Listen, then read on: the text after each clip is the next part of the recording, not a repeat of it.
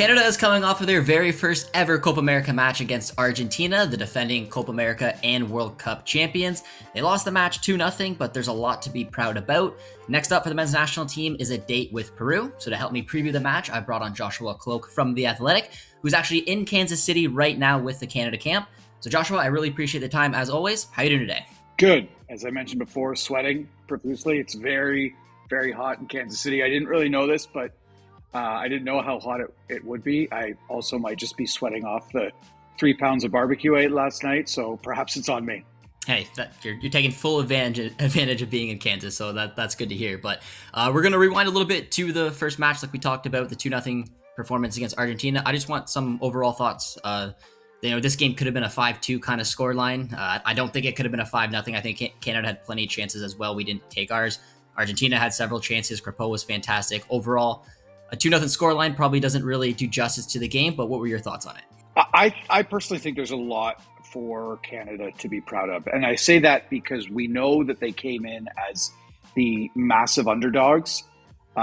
Just to give you some context, in Jesse Marsch and Alphonso Davies' match day -1 press conference, I would say 3/4 of the questions that he got were about Argentina, not about Canada and what they could do, just about Argentina. So I just think that Canada came in with any hope of a result, kind of an afterthought by just the general kind of population. In that regard, I thought they were, for the first 45, really disciplined, right? I thought the mid-block, the really, really tight defensive structure that Jesse Marsch unveiled really worked wonders. It took a while for Argentina to really pick Canada apart. And I think that's important. It's another sign of growth. To me, it's a sign of this team really being all in on Jesse Marsch when it mattered. That was one of the questions coming in, to camp about this team, right? How are they going to do with a brand new manager? What I took away from that first half is that this team has bought in with Jesse, and that's good. I think the chances were there. Again, in the first 45, I thought Canada had the better chances. This is the difference between still a very young team like Canada and arguably the most experienced team when it comes to tournament play right now in Argentina. Argentina kind of understand mentally what a 90-minute game looks like, whereas Canada, I think, are really still figuring that out. Great first half against the Netherlands. Really tough second 45 to swallow. So I think they're figuring out as a group under Jesse Marsch, what does it look to sustain what we want to do from kickoff to minute 90. The difference for me was just the 2 or 3 errors in the middle of the park and in the back of the park. That was the difference in the game. When you play a Peru or a Chile, they might not have the quality to finish that game off. And I know we're going to talk about Peru, but when you play really good teams, they punish you. And yeah, if it weren't for Max Crepeau, who for me, I wrote about Max at length at The Athletic, not only did he seal the starter's spot, but it just, imagine Max Crepeau, who had a World Cup spot and frankly, might have even started a game at the World Cup. He had that taken away from him when he broke his leg in MLS Cup. For him to come back and put on a performance that, you sit around Argentine reporters in the press box, and I just kept hearing the word grande, like this man, this player really made Canada look so much bigger. And I think he's immediately become, one of the talking points of the tournament for Canada. But it was just, it was a few critical mistakes here and there at the back. Bombito kind of gives an inch to the forward on one of the goals that he can't. Kone with a few giveaways. And these are not moments that really give you genuine cause for concern because, these are young players. This is a developing team, and this is Argentina they're playing against. It's almost a good thing, big picture, that they started with Argentina. So I think there's a lot, when you consider the structure, you consider the discipline, when you consider that Canada did keep it to just 2-0, there's a lot to be proud of there. I mean, how many teams in this tournament could genuinely keep Argentina to 2-0? They're still very much in the running for a knockout round spot. The goal differential isn't too bad. I know I'm leaning on positives here, but I came away from it feeling like like Canada should feel good about what they did. 6.8 is what I should have just started with this. 6.8 is what I've been telling my buddies who didn't watch the game. So let's leave it with that. No, it's fair, and you know we forget that a little bit, that we should strive for excellence. That's obviously what this program wants to do. But at the same time, we had a lot of hype going into the World Cup, and I remember looking at that group, that crazy scary group we were in. I was still in the back of my mind being like, we're coming off this high, we can do some damage here. We got humbled after that Belgium match. I thought with the Belgium match we did, we could have probably got the 3 points. 2023 was very difficult, and there's a lot of questions that were asked around this program. And now all of a sudden, we got our manager in right before the World Cup, or right before the Copa America. He has not had a lot of time with this group, and we had 3 matches against, which I've been calling a gauntlet, everyone has, Netherlands, France, Argentina, and he's got to implement his style, which is very different than what John Herman in Bielsa has been doing. And like you mentioned, I think Jesse's been hitting all the right notes with the media, with the players. They seem to be buying in. But, you got to be realistic around it as well. When I'm looking at this group, I think Canada does have a very good chance of getting out, but those points are coming from Peru and Chile. If we get anything from Argentina, that's a bonus. I wanted to see a good performance and a lot of positives, and I think we can see things from that. I'd be worried if we weren't creating chances. Putting them away kind of stings, and when you give, like you mentioned, turnovers and mistakes, the quality of someone like Messi, he will burn you. And that's what we saw. Messi was directly involved in 2 of the goals because he can just do that. But I do want to kind of focus there on a couple players that you mentioned on. I think that 4 players that are very key to this system are obviously the 2 central midfielders and the 2 center backs. I thought Kone's performance against France was world class. I watched a little video on him. Every time he got the ball, he's around 3-4 players, and the way that he uses his body to let the ball either go through him, and he can just take a step away from a player, he can guard the ball and make the right pass. I feel like when he got in trouble with his Argentina match wasn't really when he was standing still receiving the ball, because I felt like he was still very comfortable with it and can make a pass. It was when he was doing those driving runs, and he can do them to success with France, and he makes the right decision. But when you do them and you turn the ball over a little bit, you're in trouble going back the other way, especially when you play 2 midfields in the way that this Jesse Marsch team kind of lines up. So I want to highlight Kone a little bit just because of that. And are you worried at all? Because I personally, I'm not. I think this game will be very different against Peru and Chile the next 2, and I still believe that Kone and Eustachio are very important. But I also want to highlight a little bit about the depth in the midfield, because when I was watching the game, I was looking on social media, a lot of people wanted to see Kone come out because he was struggling. The worry for me was I don't think there was anyone that could really replace him early in the match like that. We didn't really have the depth, and he got his feet back. He could pick it up, but I didn't trust really any of the other players kind of coming in until later in the game in the 85th plus, where you could probably throw in an Osorio. So the question is basically, are you worried about Kone? I mean, I'm expecting him to bounce back, and he's going to be very important to this team, and especially that partnership with Eustachio if we're going to get results. No, I'm not especially worried, because we've seen the highs, right? If we saw him trending the other way, you would have questions. Yeah, I think your point about them not having someone else to jump into that role is a valid one. At least someone that can provide his ability to pick apart lines with his passing. I don't know if Canada has that kind of player.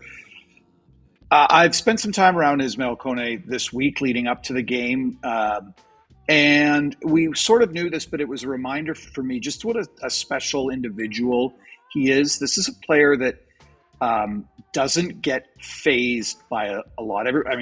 Some people know that, I cover the Maple Leafs as well, and he reminds me a lot of William Nylander, just in his ability to let, any criticism or let concern or worry just fall off his back. Not a lot of players are like that. He's also 22. He is remarkably young. And you consider how quickly he ascended within Montreal, and then how quick, relatively speaking, he jumped to Watford. It's all come at him pretty fast. And I think he's been able to move as fast as he has because he has that kind of unique personality. We haven't really seen him tested like this, though, in a competitive match. And what I saw from him, and this isn't cause for concern by any means, it's just another side of him. I think he realized, because France was great, and I asked him about France, and he told me that he thinks he was able to raise his level because of the opponent.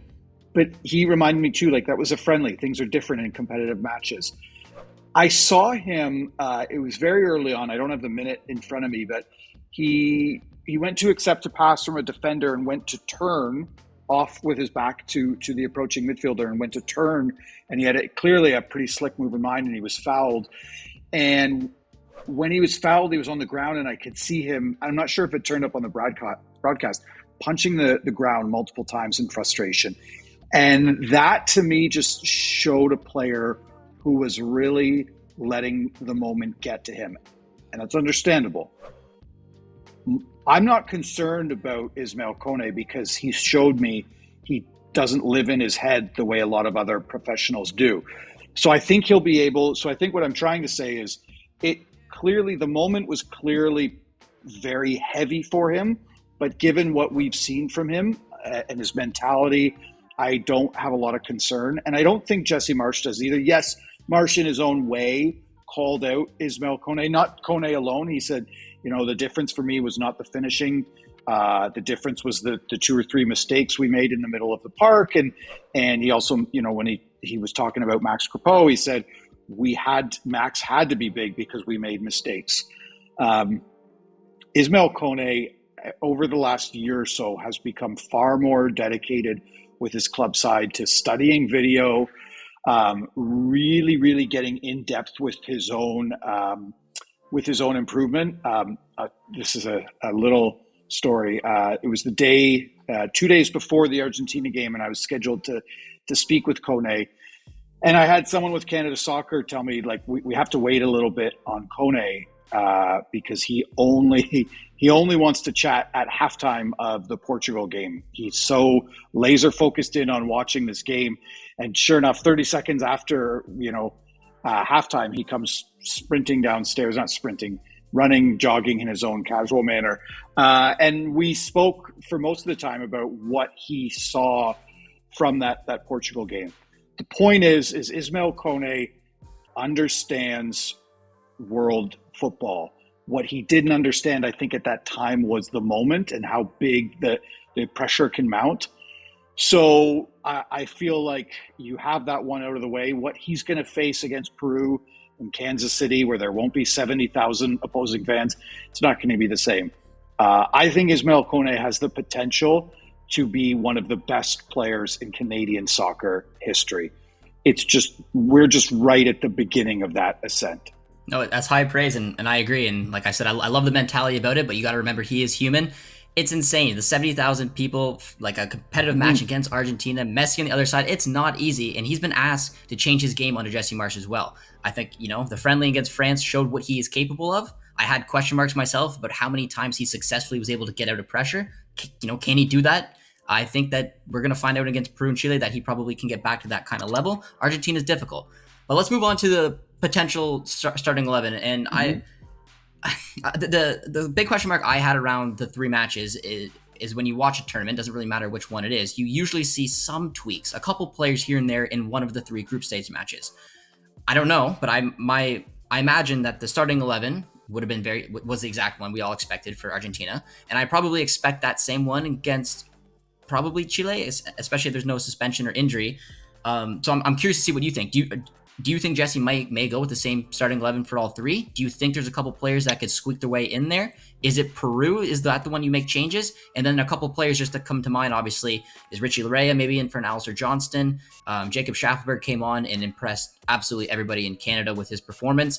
There's some question marks, which I'll get to a little bit around Liam Miller's performance. And then maybe like a Jason Russell-Rowe, if you want to give someone like a Kyle Aaron a break. I'm very curious because I really don't know what Jesse's going to do. So I want to know what you think. I don't see him making any changes. I don't. If he had tinkered a little bit between the Netherlands and France game, that would have signaled to me that he has some options that he wants to consider. I'm not saying Jesse Marsch doesn't have options. Coaches always have options. But I think he feels very confident in the group that he has. And I think he also wants to reward this group, right? Because, okay, so Alistair Johnson, or Richie Larea for Alistair Johnson. I didn't think Alistair Johnson had a poor performance. I think I know he's part of the leadership group. Taking him out, signals that there was an error on his part. And I just think for Alistair Johnson, you really need that kind of hardened physical player to play against Peru. Obviously, Richie Larea brings some of that as well. But I just think you need that kind of player against Peru. Jacob Schaffelberg, huge Schaffelberg fan. I wrote about him in depth at The Athletic. I think he has the potential to be a really great player for Canada, but he's still so raw. And and I think Jesse does too, I like the idea of having, I know it's an overused term, but like a super sub.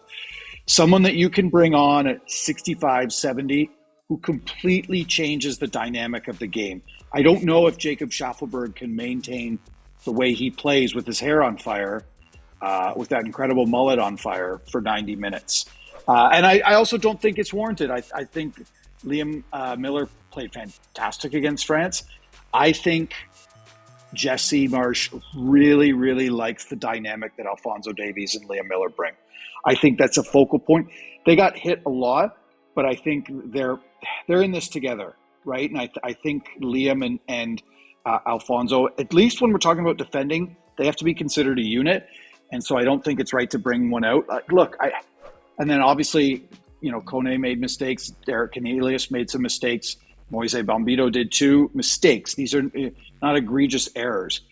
But I just think that if you divert from that 11, you risk, especially in a tournament, losing guys, big picture. This is such a huge moment for these players. And I think they've shown, all of them in that starting 11 have shown that they can buy into Marsch's system really, really quickly. I think you have to reward the players for that moving forward. I didn't see anything from any player that suggested he's not at the level, right? Mistakes are one thing. Consistent errors through 90 is a different question. So I think all of those players showed me that they're at the level. And I think all of those players, speaking to the players post-match, there's just this incredible hunger to get to the next game. Because when you start there, you realize that you can hang with Argentina, not beat them, you can hang with them. So you really want what's next. So no, I honestly don't foresee any changes. I still think Schaffelberg is probably in contention to come off the bench right away, but I don't see Tajon Buchanan having another performance the way he did either. So because I like what Jesse's doing, because like I mentioned and everyone is aware of, he's very new to this national team, which means he didn't have a ton of opportunity to build over the last year towards this tournament. He came in with not a lot of time. He picked the 11 he wanted to go with, and through the friendlies and now Argentina, we know what his best 11 is.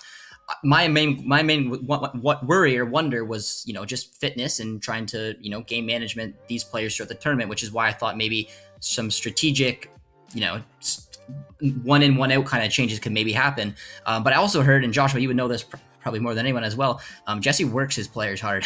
These are a fit group of players right now, and you could see that even late in the Argentina match where the Argentine players were kind of dying out a bit and the legs were still there for Canada. And I've just heard from multiple sources that he works them in the training sessions that he's had. These players are fit. So maybe to your point, and maybe because you're there and you see it, that you're not worried about those fitness changes, and that you maybe trust these 11 players to go all 3 matches so far. What I can tell you is that, if you go back to training sessions under John Herdman, and it goes without saying here, first and foremost, John Herdman, his fingerprints are still all over this team. He did some remarkable things, some important things with this team, with the culture of this team. But when you watch a John Herdman training session, what we are able to watch, and at the end as well, there was a lot of life, a lot of smiles, a lot of camaraderie, a lot of chit-chat between players. And that's a good thing, and that's what Canada needed at the time. What I see now when Canadian players leave the training pitch is a lot of long faces, is a lot more. Yes, we're in, unrelenting heat here in the Midwest and Southern United States, but I see players looking very different after training sessions. Jesse works them. Jesse Marsch wants his teams to be able to not just run relentlessly. I think that's something that we have to understand about this team. It's not just running. It's just thinking and competing relentlessly. and being switched on for 90 minutes. I think if you're Jesse Marsch, you come away from that game against Argentina saying, did we switch off? Did we have those brief moments where we turned off? And by him upping the ante in training, and every player I've spoken to said, yeah, training sessions are more intense. By raising the intensity, the hope is players will be able to transfer that mental intensity over in games. Again, another reason I'm not too concerned heading into Peru is because players have, it's like if you're training for a marathon, I guess, and the first thing you do is you run 30K. And then you taper off your training sessions. That's where Canada's at now. They've had some of the best opponents of their life, and now they get to see what the impact of that'll be. And I if you're Canada, I think you have to feel confident. I agree, and that leads into the final question on today's episode, and that is, what are you expecting for Peru? Now, I watched the match against last night, Peru-Chile. It was uninspiring, I guess is the word. It was a dog fight. I called it a dog fight. Yeah, and it was a dog fight. And just watching it was their quality was not first and foremost, but one thing that I've learned being here, one thing that Jesse has stressed to his players is the need to be meaner, be angrier.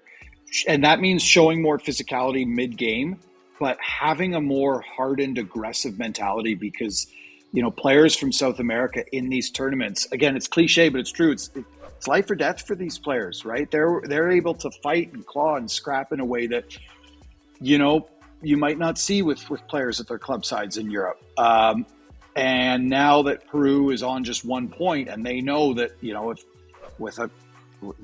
they need 3 points too to move on. So you are going to see a Peru side that is probably going to play even nastier than they did against Chile. If you're Canada, can you hit that same level of intensity, and can you keep your composure when South American players manipulate the refs, when they foul a little heavier than maybe players are used to? And I think a lot of that boils down to how some of the younger players are going to react. But I'm expecting, game is also at 5 p.m. local, and I can tell you right now, 5 p.m. here, it's not 5 p.m. yet, but I was out yesterday at 5 p.m. and I'm like, I wouldn't want to run around in this heat. So it's going to be a test of physical and mental endurance. The difference is just going to be I would be shocked if it's anything but 1-0, just because of the emphasis on physicality. I'm not expecting another pretty match, but it's going to be imperative for Canada to play just as physical. Now, I found it very interesting that Chile had about 65% of the ball. Are you expecting Canada to really dominate possession like this way? Because this is, like we said, this is their first opportunity where they probably really can dominate possession. I think they had an impressive amount of possession throughout these three friendlies the two friendlies in Argentina. So I'm curious to see what this team could look like, maybe having close to 60% of the ball. Are you expecting more of a, like you said, more of a dogfight, 50-50, and kind of see what happens from there? Yeah, I am expecting them to have the ball. Although I also expected them to try and run Argentina into the ground. I think if you try to lay off Peru and you try to just press, again, I'm looking at these other external factors, like the heat is going to be a factor.